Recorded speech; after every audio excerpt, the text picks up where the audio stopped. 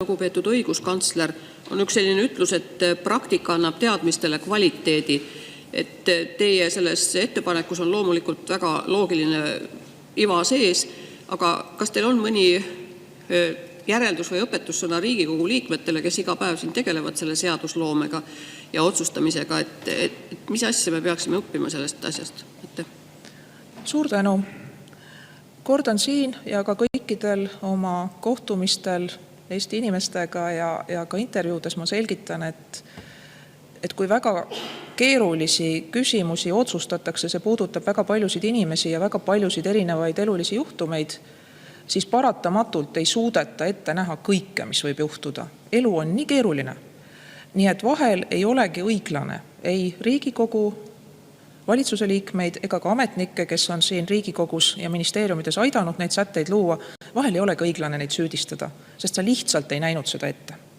Näiteks üks niisugune kaebus, kus tõesti automaksu peale on tulnud õiguskantslerile nii palju kaebusi, et neist võiks siit maast laeni torni ehitada.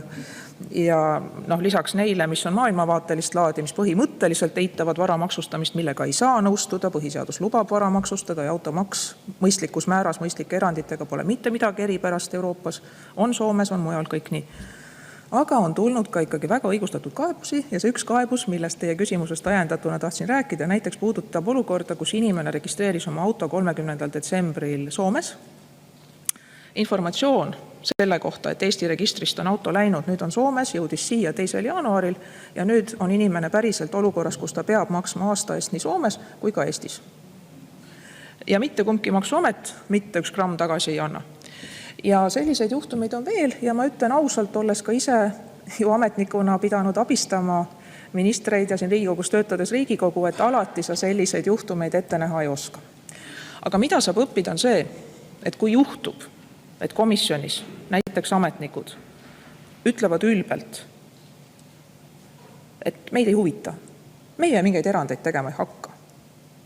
Ja te näete, et tegelikult päevapõhine arvestus näiteks automaksu puhul on võimalik siis, kui riik tahab raha juurde saada.